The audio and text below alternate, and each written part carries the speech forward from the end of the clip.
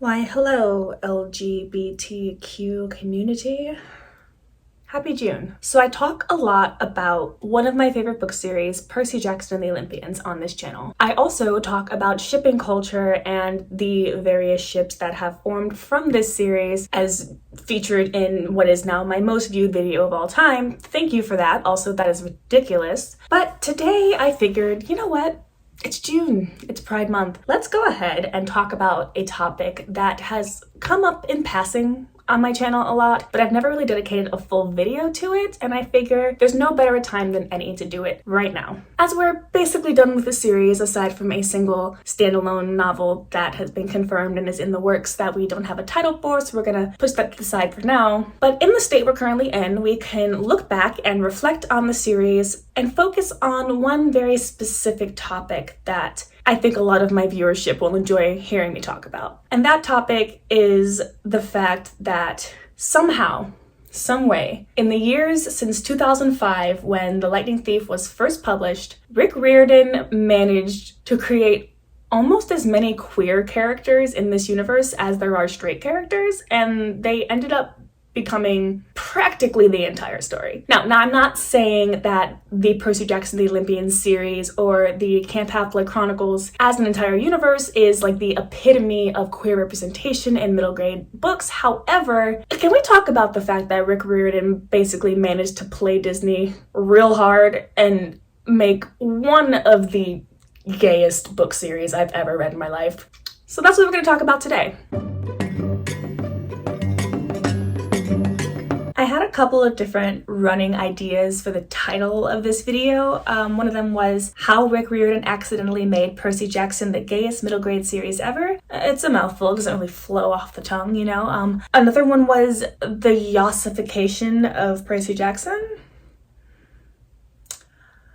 Anyway, basically I'm going to talk about the gay characters of Percy Jackson and how I think their queer identities were handled on page and whether or not these characters necessarily count as good representation. Now, before I get into it, I do want to say a quick disclaimer. Obviously, the LGBTQIAP+ community is an acronym. Each letter stands for different things. Someone being queer can belong to any one of or multiples of those labels, and just because someone belongs to part of the community does not mean that they are an absolute authority on the subject. And what I'm saying in this video is not like a definitive opinion on whether or not this is good representation or not. It's more just me speaking on what I think was the plan for these characters, how well I think that plan was executed, and the general fandom reaction or public reaction to these characters and how that has kind of shaped the public view of this series as a whole, because it has had a massive impact on how the series is viewed. And it is so important to touch on these kinds of things because it is something that's going to last forever and ever, and it's something that has already lasted in the lives of so many people for almost 2 decades now. And I think it's good to reflect on that and see where we've come from the very first queer characters introduced in this series onto what we are having coming out soon with newer books that are being released and everything in between. And if we're going to start about the very beginning of this series and where we started off with our queer representation,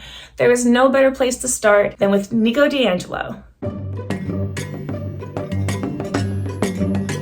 Now, it's hard to say whether or not we should start with the revelation of Nico's queer identity or whether we should start with his character introduction in general, because as far as I'm aware and as far as most of the fandom is aware, Nico being gay was not planned from the very beginning. The Titan's Curse, the book that Nico's introduced in, came out in 2007, and back then I don't think anyone was speculating on Nico's sexuality whatsoever, and it wasn't even touched upon until Mark of Athena and then later revealed in House of Hades. So let's follow the timeline a little bit and go chronologically in the series and see the kind of journey that Nico went on, and I'll give my opinions on how I think it was handled. So we met our boy Nico di Angelo in book 3 of Percy Jackson and the Olympians, The Titan's Curse. This came out in 2007. Nico di Angelo was a 10-year-old boy suffering from various traumas with a real bad case of hero worship for our one Percy Jackson. Now, could some very eagle-eyed readers have interpreted Nico's hero worship as a crush way back when? Yes, of course. Did I? No, I was a child and wasn't even thinking about that. I was just like, ooh, monsters, Percabeth, wee. So, wasn't thinking about it back then. But I definitely think that the foundation was there even all the way back in The Titan's Curse, because that admiration that Nico had for Percy and that kind of dependence he had on him is there from the start. Now, of course, as we move on and Nico becomes a more pivotal, centralized character, we start to learn more about him as a person in general. This poor boy goes through all kinds of terrible trauma until we eventually reach what is the subject of this video, which is the scene in House of Hades where he reveals to the readers, to Cupid, and to Jason that he has had a crush on Percy Jackson. Now, let's time travel back to 2013 when House of Hades was first published. And let's think about the way in which Nico came out. I think this comes as a no-brainer, no surprise to anyone, but forced outings are not fantastic. Nico Dangelo was forced to come out on page to Cupid as well as in front of Jason Grace, who is really not his friend, really not someone he knows well at all, someone who was ready to leave him for dead in the last book. And is it bad?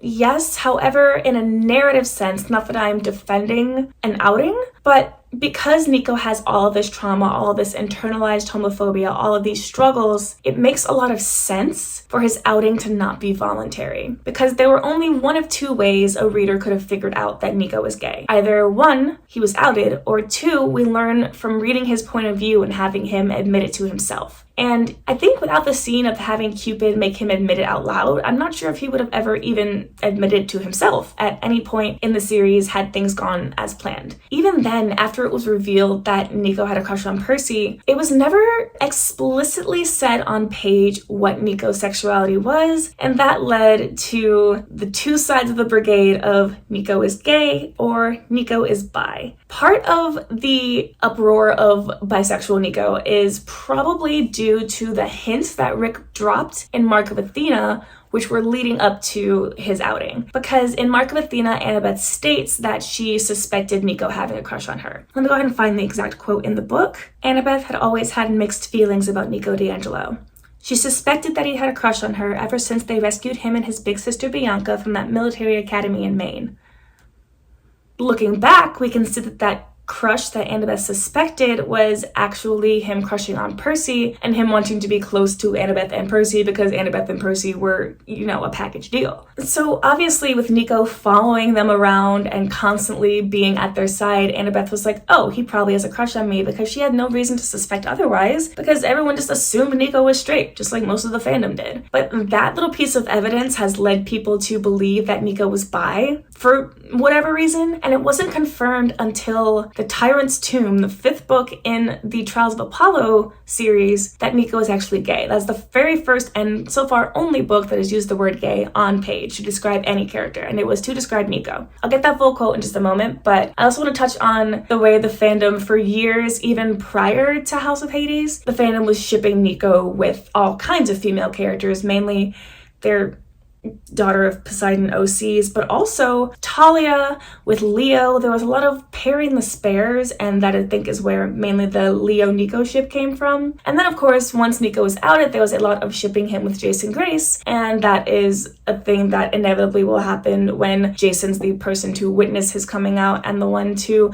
support him through it. The shipper's gonna ship, it's gonna happen. But as for that quote in Tower of Nero, that really solidified the fact that there was no possibility that Nico was attracted to women whatsoever, and it was a very necessary piece of information that was kind of withheld from us forever, probably due to censorship, but also just in general, it was pretty heavily implied that Nico was gay, but just having the narrative enforce it and confirm it a little bit more helped to solidify the character and solidify his queer identity a little bit more. This is quite possibly the longest quote I will ever read out loud for a video, but it's worth it for the entire quote's context. So, Nico wasn't someone I would ever want as an enemy. He was deceptively quiet. He appeared anemic and frail. He kept himself on the periphery. But Will was right about how much Nico had been through. He had been born in Mussolini's Italy. He had survived decades in the time warp reality of a Lotus casino. He'd emerged in the modern times disoriented and culture shocked, arrived at Camp Half-Blood, and promptly lost his sister Bianca to a dangerous quest. He had wandered the labyrinth in self-imposed exile, being tortured and brainwashed by a malevolent ghost. He'd overcome everyone's distrust and emerged from the Battle of Manhattan as a hero. He'd been captured by giants during the rise of Gaia. He wandered Tartarus alone and somehow managed to come out alive. And through it all, he'd struggled with his upbringing as the conservative Catholic Italian male from the 1930s, and finally learned to accept himself as a young gay man. Anyone who could survive all that had more resilience than Stygian iron. And aside from another throwaway joke earlier in the book, that is the one and only utterance of the word gay in the entire Camp Half-Blood Chronicles to describe Nico.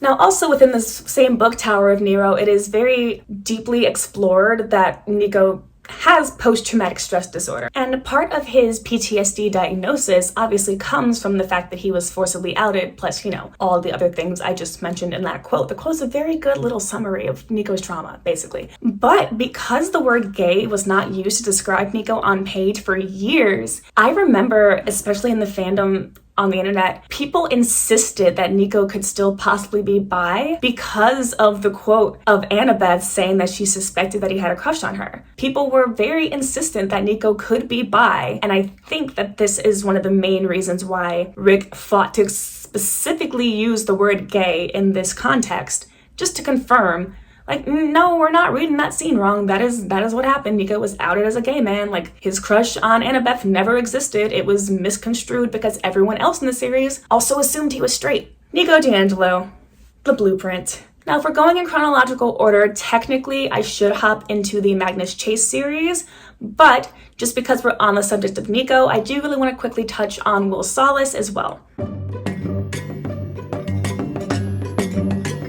So Will Solace was introduced in book number 5 of Percy Jackson and the Olympians, which is The Last Olympian, and then he was very much a minor character up until book 5 of Heroes of Olympus, which was Blood of Olympus. 5 whole books of being a background character, and then bam, he gets to date one of the main characters. Love that for him. Will Solace is still a character who is waiting for his moment in the sun, I should say. He is one of the more minor characters I will be discussing in this video. He doesn't have any point of view chapters yet. He doesn't really have too much exploration on his backstory. He wasn't outed on page. There was no speculation of his sexuality or identity whatsoever. And then suddenly he and Nico start flirting it up in Blood of Olympus, and that was that. There really isn't too much to touch on as far as Will's identity goes, other than the fact that he is an MLM character, and we don't actually know his identity yet. We don't know if he is gay, if he is bi, pan, etc. All we know is that he is canonically queer and dating Nico. Hopefully, when we get the Will Solace and Nico Dangelo centric book, which now has a title and is coming out very soon and is done being written, we'll get a little bit on Will's character, and I will happily come back to the subject and talk about him more once we get that information. Now, the next character I'm going to talk about who was introduced chronologically in the series is going to be a one Piper McLean.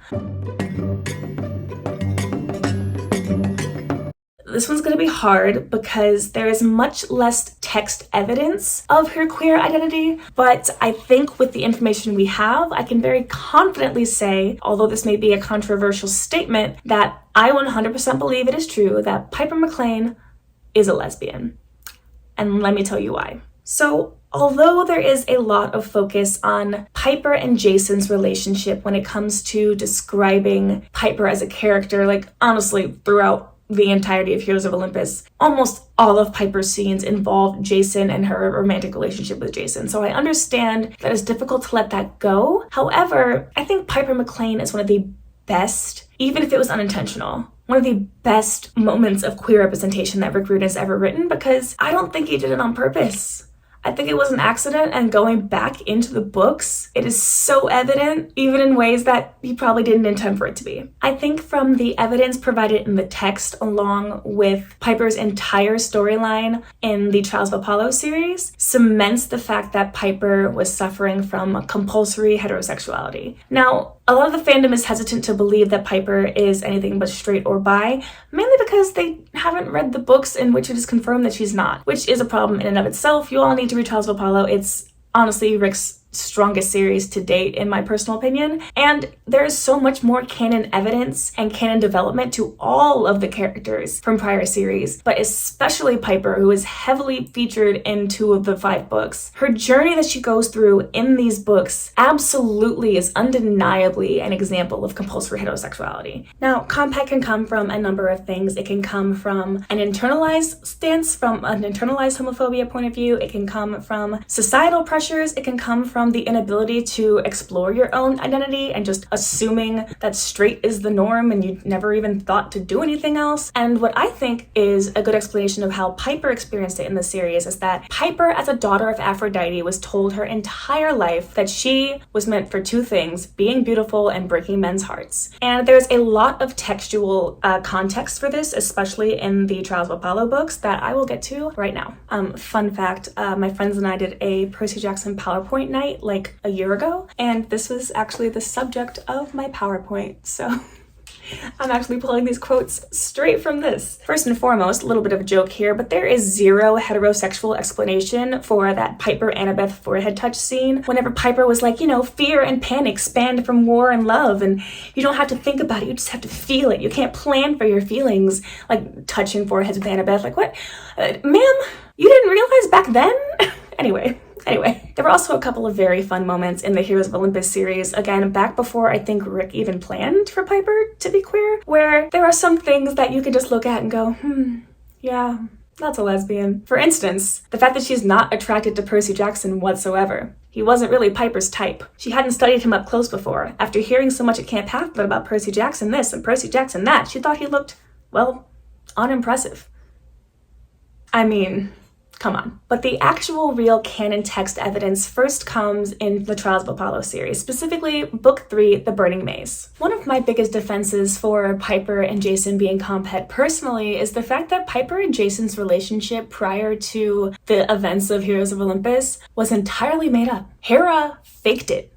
All those memories of them being in love and them being in a relationship was made up. And then Piper and Jason having these memories, or at least Piper having these memories and Jason being told about these memories, thought like, well, okay, we should go back to the way things were. And that entire book, they're fighting to like try and rekindle the relationship, which never actually existed. Like, Piper was literally manipulated into being a straight girl. And then when she and Jason were together for a few books, she realized like, oh wait, maybe I'm not, which is what leads to their breakup in The Burning Maze. Most of the time when Piper is referencing the breakup in the book, she doesn't explicitly state why, but she always dodges around it, quoting something about Hera or Aphrodite placing expectations on her to be a certain kind of girl, aka a girl who dates boys, and that's not what she was. There's a quote here where Piper says, "You thought that what, we'd be together forever like Percy and Annabeth?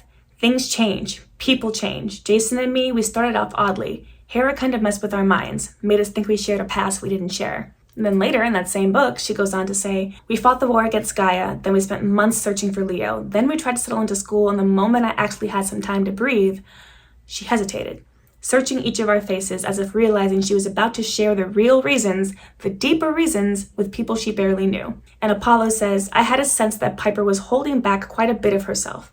Doubts, guesses, personal feelings." There's literally no more context needed than that. She also says, "I know it's nobody's fault. I do love him, but like I told you, Hera forced us together. The marriage goddess arranging a happy couple. My memories of starting to date Jason, our first few months together, were a total illusion. Then as soon as I found that out, before I could even process what it meant, Aphrodite claimed me, my mom, the goddess of love. Aphrodite pushed me into thinking that I needed to, look at me, the great charm speaker. I don't even have words. Aphrodite expects her daughters to wrap men around her little fingers, break their hearts, etc. So if you take that away, the goddess of marriage pushing me to settle down with a nice boy, the goddess of love pushing me to be the perfect romantic lady or whatever." And Apollo says, "You're wondering who you are without all that pressure." I mean, pressure that'll tip, tip, tip till you just go pop.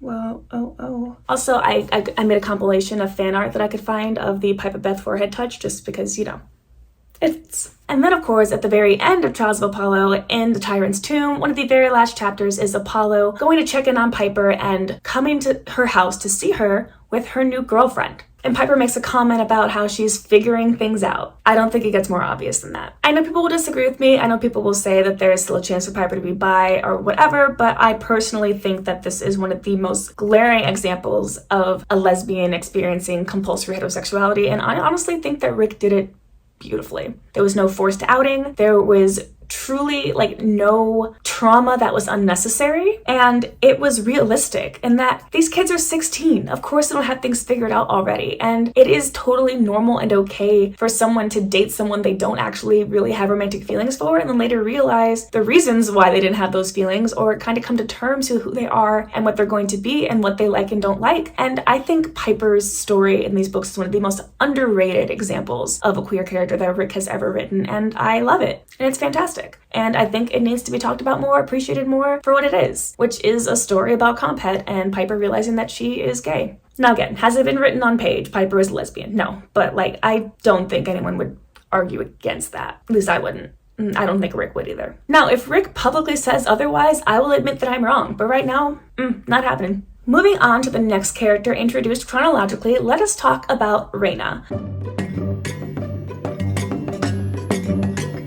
Now, Reyna, again, is another character whose identity has not been explicitly stated on page, but has been very heavily implied ever since one of her introductory books. Now, Reyna was introduced by name in Lost Hero and actually appeared on page in Son of Neptune, but the first implication we get of who she is in terms of her queer identity is in the Mark of Athena. We find out throughout Mark of Athena that Aphrodite had given Reyna a prophecy, and both Piper and Annabeth are like, oh, well, of course, Reyna got some kind of love prophecy. It probably has to do with her feelings for Jason or Percy, because Annabeth gets really defensive over finding out that Reyna made a move on Percy, Piper gets really defensive that Reyna made a move on Jason, and generally Reyna is just like, well, you know, I tried. And then she gets this prophecy from Aphrodite. We don't find out what it is until a little bit later, but when we do, we find out that Aphrodite has told Reyna that no demigod will heal her heart. And that stayed super vague and unexplained for years. A lot of us interpreted it in the between time of books just to say like, oh, well, Reyna's not gonna end up with a demigod. She might end up with a god, or she might end up with a mortal. What Rick was trying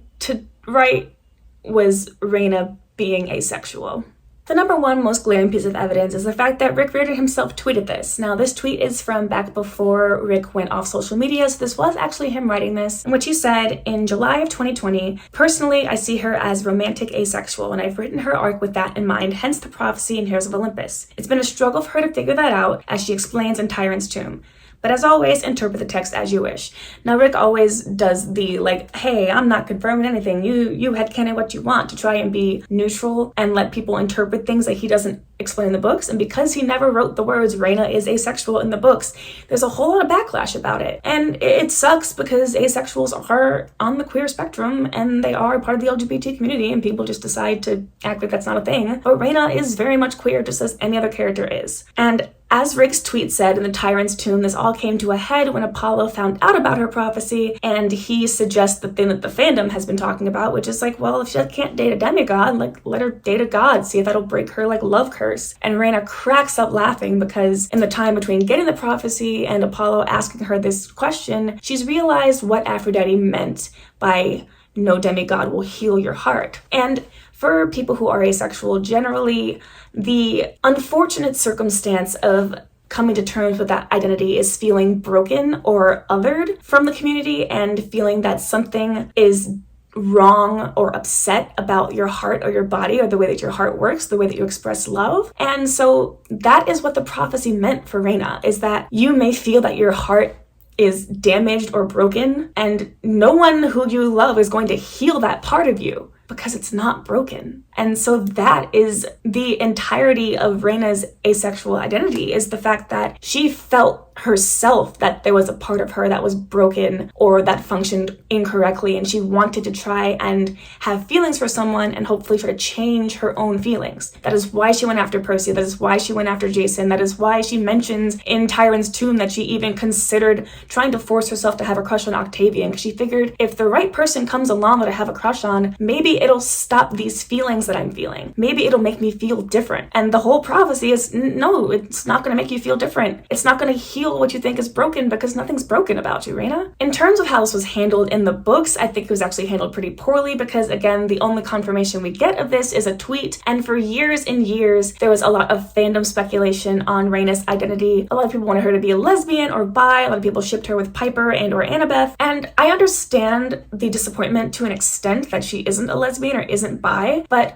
But Rick has also never confirmed her romantic orientation, and asexual people can be biromantic, panromantic, queer, etc., and still have feelings for people of various genders without discrediting their asexuality. So there is still a very good chance, as Rick said in his tweet, interpret it as you will, you just can't erase the fact that she's also ace.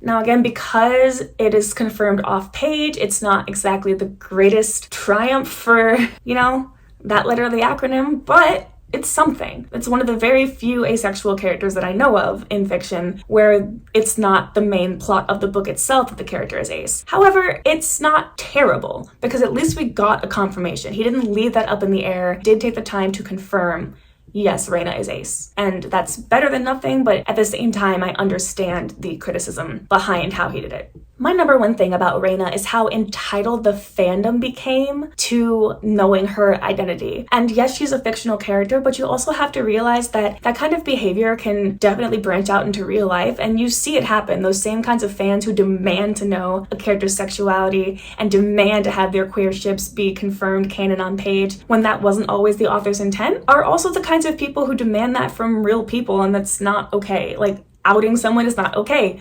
Nico. So we need to just make sure we're not doing that, Another weird thing that stemmed from Reyna being ace and confirmed ace was the fact that people suddenly started accusing Rick Riordan of sexualizing his minor characters. And that was just a strange conversation in general because people tend to think that confirming a character as ace is also implying that Rick thinks deeply about the sexual relationships that his characters have. And it's like, no, just like any kid can realize that they're queer, a lesbian, gay, etc. at a very young age, a kid can realize they're ace at a very young age because that's what the age is when you start feeling those feelings. And if you have an absence of those feelings that everyone else around you is talking about and feeling, you will also realize it at that point in time. And it's not sexualizing a teenage character to have them identify as ace, just as much as it isn't sexualizing a teenage character to have them identify as straight or gay or anything else, because we're not talking about that. We're just talking about how they're experiencing love. And you can't deny that besides the demigod questing and the monsters and the prophecies, this series is very heavily based on shipping.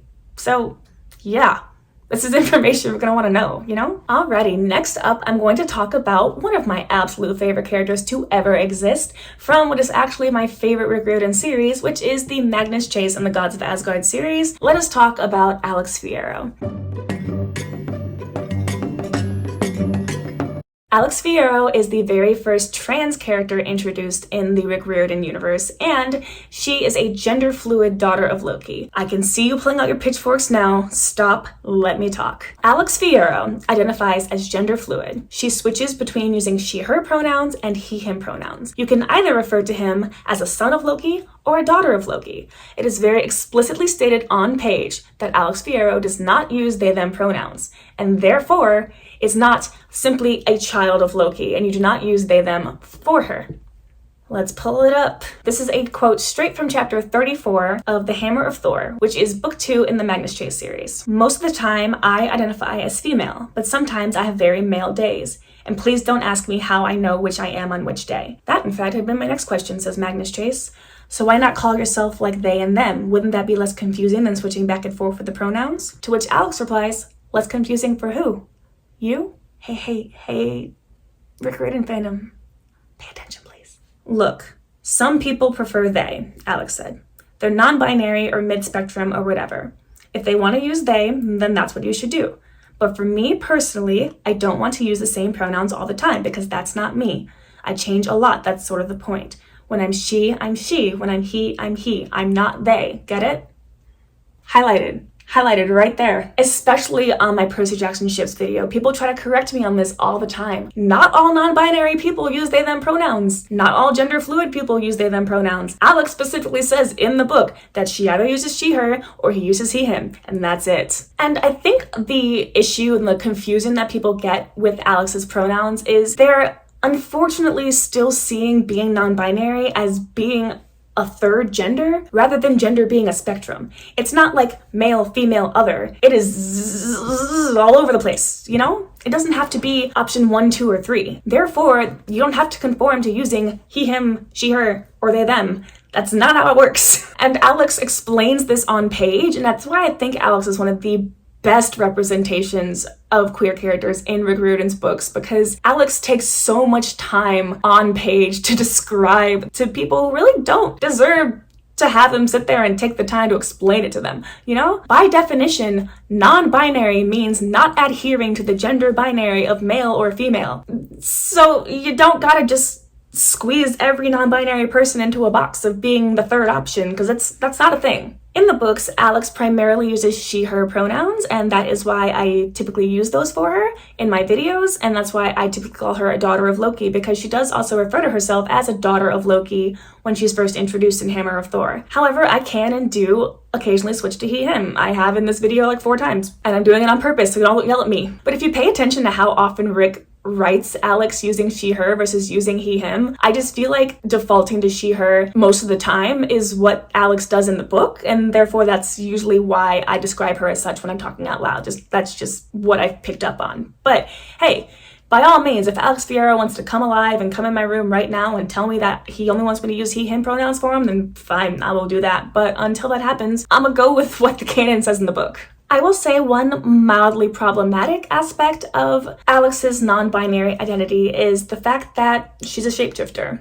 I mean, we've seen it before. We see it often. It's a bit of a stereotype at this point for a character who is gender nonconforming to be a shapeshifter. However, Alex and her shapeshifting doesn't directly correlate to her being gender fluid, because Alex doesn't outwardly change her appearance when she's feeling more femme or more masc. She just shapeshifts into animals because that's her power and she uses it in cool ways. It's not that she's shapeshifting into a different gender every time she feels different. It's literally just like she shapeshifts into like a tiger and stuff.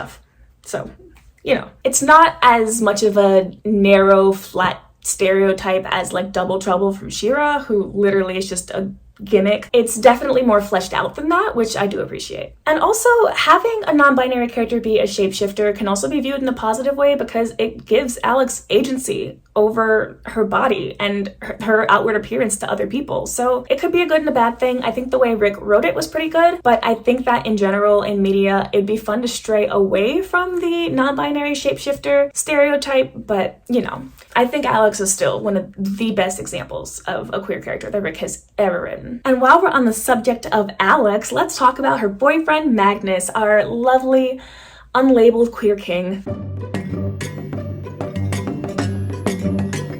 So, I remember when the Magnus Chase books first came out, I was like, please give me bisexual Magnus, because at that point we hadn't had a queer main character in the series at all. And I didn't think Rick would do it. And then that man went and did it. And I was so shocked and so happy, because not only did we get a queer main character in Magnus, but we also got a queer main character who does not have a traumatic coming out, does not really experience any angst or internalized homophobia, does not experience too much confusion or like conflicting thoughts about himself, and is also completely unlabeled, which I love so much, because not everyone who falls under the LGBTQ umbrella needs to have a specific label. Labels and microlabels exist and are very helpful for people who identify with them. However, Magnus is one of those characters who's just like, yeah, I'm me. And I love that about him. There was a single mention of Magnus's prior romantic relationships in the book prior to Alex, and that was just the fact that he had like kissed some girl under the bleachers at a school dance a year or two before the events of the series. And it's not dwelled on or not really touched upon. So at the beginning of the series, we're like, yeah, okay, cool, great. Magnus is another blonde-haired, gray-eyed, straight dude. But then comes Alex Fierro, who changes everything. The second Alex appeared on screen, Magnus was like, oh? And I was like, oh? And then it was fantastic. I will say that there are straight people out there who do have non-binary or gender fluid partners who still identify as straight, and that is 100% up to the individual and their partner to decide whether or not that is an accurate label for them. So, you know, again, if Magnus Chase were a real person, he walked in here right now and told me, hey, I'm straight, I'd be like, cool, I believe you, dude. but according to the text, I can say he's very much not. Because he and Alex kiss twice in the final book in the Magnus Chase trilogy. The very first time, they're both like freezing to death and don't have any idea what's going on, and Magnus is very confused but not upset about it. And he wants to do it again, and he starts to have these blossoming feelings of, oh wait, yeah, I actually do want to date Alex. And at the time, Alex was presenting femme and using she, her pronouns. And then, during their second kiss at the end of the book, Alex is presenting masc and using he, him pronouns, and Magnus utters the words, well, not utters, it's his internal monologue, but he says, I'm kissing a dude right now. How do I feel about that? And he stops and thinks about it for a second as they're still mid, like, make-up session. And he goes, I'm kissing Alex. I don't care.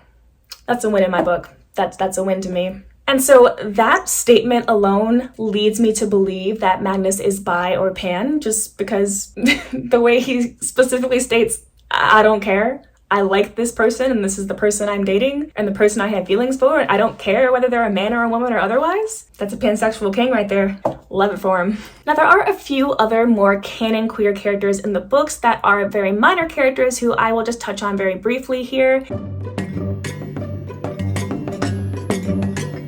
There's not a lot of canon text to go on as far as like they're coming out, they're handling as representation because they don't really have too much concrete time on page to really explore that, but they're more just like one-off book characters or more minor characters that pop up throughout the series who are just a little extra sprinkling of fun, you know? There's a couple that are difficult to comment on, for instance, Loki, who is not a character that Rick created, nor did Rick come up with the idea of Loki being gender fluid, because Loki is gender fluid in the Norse myths, so Rick just plucked that and popped it in to the Magnus Chase series, and so I won't really touch on that, nor will I touch on Hyacinth or Commodus, who are also both people from actual Greek myth who had queer relationships in the old stories, but I will touch on characters like Emmy and Joe, who are the two ex-hunters of Artemis who fell in love and left the hunt in order to be together. They were the very first lesbian characters introduced in the series, and I think that, one, their introduction was so important because it showed that the plotline that was created to describe how the Hunters of Artemis work in the books, the swearing off men, the use of the word men in that sentence was just censorship, and that's proven by Emmy and Joe having to leave the hunt because they fell in love. It's not just that whenever you join the hunt you swear off all men, it's that you swear off love, period. And for a very, very long time in the fandom, it was debated whether or not Hunters of Artemis could be ace or lesbians because it only ever says you swear off men. They didn't say anything about women, non-binary people. But obviously Rick had to go through and later clarify, like, no, we just use men because, you know, these books are published by Disney and it was censorship. And it was actually,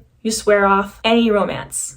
So, Emmy and Joe were important in illustrating that, but also clarifying that you can still have queer headcanons about characters who have sworn off love. For instance, Talia, who has now joined the hunt, doesn't mean that she's ace or aromantic. She can still have those feelings, she just has to not act on them. And there's a very good chance that other characters who are Hunters of Artemis also do have romantic feelings in some capacity and simply choose not to act on it in order to join the hunt. So, I like that clarification they gave us. I like that we got an older lesbian couple. They're fully grown adult demigods. We hardly ever get those in the series. And they have a daughter who is suspected to be Apollo's daughter. And I think that relationship that Apollo has with them and with their daughter is beautiful because it is just a pure example of true love in the series. Like, the only other, like, long-lasting true love example in the series is Percy and Annabeth. Like, we know they're going to be together forever. Okay, whatever. All the other couples, they're a bunch of teenagers. They just got together. They're just living their lives. But Emmy and Joe have grown up together. They traveled together for what, decades, centuries? I don't remember exactly, and I've been looking up too many notes to fact check that one. But, you know, there are a strong foundation of pure love, and it's pure queer love, and I love that a lot. I use the word love so many times in that sentence. Goodness. And although Rick Riordan didn't come up with Apollo himself and the idea that Apollo is bi, just the fact that we got an entire series with yet another bi main male character was fantastic. And the fact that Apollo was openly shown being attracted to all kinds of people throughout the series, that he has prior relationships that cause him a lot of strife and angst, that he is just unapologetically flirty with everyone, I loved it. It was fantastic. There's no angst or internalized homophobia or any of that we have with our modern characters because it's not Rick's story to tell. Rick doesn't have to have Apollo come out as bi. That's not a thing. That's such a strange concept to think about. We also got Lavinia Asimov, who is a character who is at Camp Jupiter, who is also a lesbian, and she just exists and she's fun. She's dating a tree.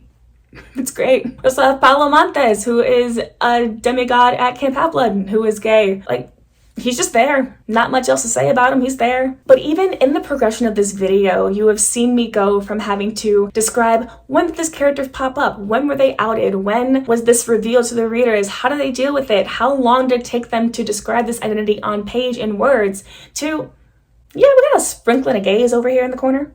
Nice. Being a lifelong reader of this series and having watched this progression from having there being 0 queer characters to having there being more than half a dozen that I can list off the top of my head, and they all belong to different identity groups, they're all different races, all different ages, it just makes me very happy to see that this book about a neurodivergent demigod who is tragically straight, according to a blog post on the Reed Reardon site, has somehow become centered on like all of the queer characters. It wasn't on purpose. I don't think Rick intended for this series to be as gay as it is, but it happened, and I love it, and a lot of other people love it, and it is such a huge topic of discussion because having these kinds of stories for all ages, these series are middle grade books, but I've been reading them since before I was middle grade age, and now I'm a college graduate, so having these books for everyone to read, watching these characters be so fleshed out and so in-depth and so important to people, and having their queer identities be the forefront of the story, and having entire chapters, entire spin-off books dedicated to these queer characters is just so important. Especially because they're published by Disney and it took years to get through that censorship, baby. Oh my god.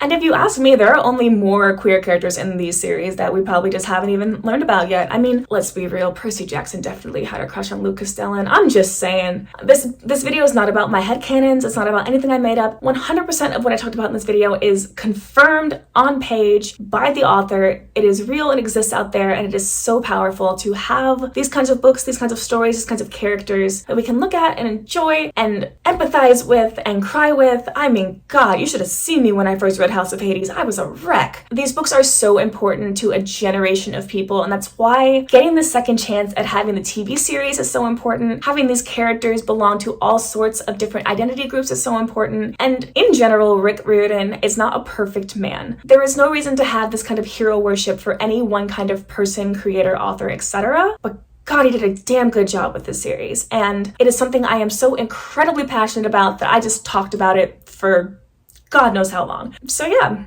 that was a fun little exploration of how Rick Riordan kind of sort of accidentally made one of the gayest book series I've ever read. Thank you all so much for watching. If you like introspective videos like this, I usually talk about Percy Jackson a lot, but I also talk about a lot of other queer media and fantasy. I am a big fantasy reader, so if you like that kind of content, be sure to subscribe. If you happen to be a fan of some of my other favorite series, I would love to talk about them in depth like this, so let's say we leave our favorite queer headcanon down in the comments below. I will go ahead and read through them and see what I can find out, because I love having these kinds of discussions with fandom. I mean, this is where this entire video stemmed from, is years and years of fandom speculation turned canon, and I could not be happier that these books are on my shelf and 100% mine to enjoy and appreciate for years and years to come. So thanks guys so much for watching, and I will see you in the next video.